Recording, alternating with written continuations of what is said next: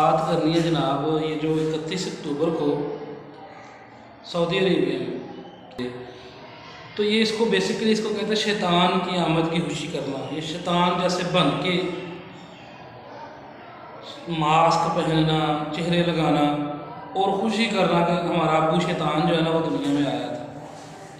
وہ کس مقدس شہر میں ہو رہا ہے؟ سعودی عرب میں، جہاں نبی کریم صلی اللہ علیہ وسلم نے بتوں کو توڑا تھا۔ وہ شیطان کو صحیح ثابت کرنا چاہ رہے ہیں، اور بڑے افسوس کے ساتھ یہ کہنا پڑے گا کہ وہ جو لال رومال سرکاریں ادھر گھوم پھر رہی ہوتی ہیں جن کا ابو سعودی عرب ہے، وہ سیدھے سادھے جو عاشقان رسول ہیں وہ اگر ادھر کہیں نعت پڑھتے نظر آ جائیں تو ان پر بدعت کا فتویٰ دے دیں گے کہ بدعت ہے جناب، تم نے تو یہ بدعت کر دی ہے، گناہ کر دیا۔ وہ سیدھے سادھے کم علم لوگوں کو ادھر ادھر کی انگلیاں بونگیاں مار کے بہکانے کی کوشش کرتے ہیں۔ اب کہیں نظر نہیں آئے وہ لال رومال سرکاریں جتنی بھی ہیں۔ مقصد صرف اور صرف یہ ہے کہ وہ جہاں آقا کریم کی محبت میں دیکھیں گے کسی کو، اس کو ٹارگٹ کریں گے کہ تم برا کر رہے ہو، تم یہ نئی چیز کر رہے ہو۔ لیکن جو ان کا ابو سعودی عرب کرے وہ بالکل ٹھیک ہے، نہ کرے، ڈانس کرے، بےہودہ قسم کی عورتوں کے ڈانس ناچ گانے دیکھے، وہ ٹھیک ہے۔ لیکن اگر کوئی عشق رسول میں ادھر جا کے نعت پڑھ لے، جالیوں کو چوم لے روزے کی، تو وہ کیا ہے جی؟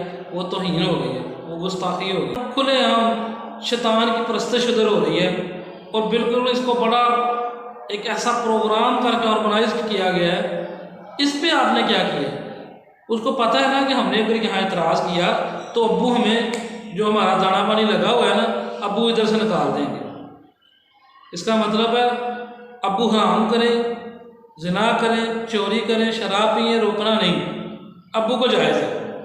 ہاں ابو کے علاوہ وہ کرے تو اس پہ فتویٰ لگے گا کہ وہ جی ٹھیک نہیں ہے، اس نے جرم کیا، اس نے گناہ کیا۔ اس دوگلی پالیسی کو چھوڑ دو، اللہ تعالیٰ کی بارگاہ میں آپ نے جواب دینا ہے۔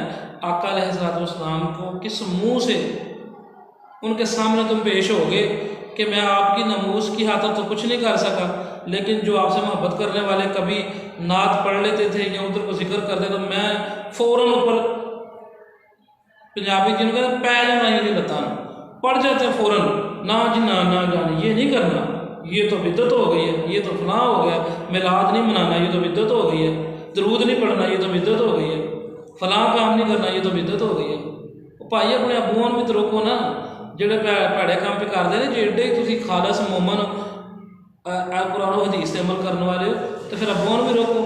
ابووں کو نہیں روکیں گے، دانا پانی بند ہو جائے گا، دوسرا ملک سے نکال دیں گے۔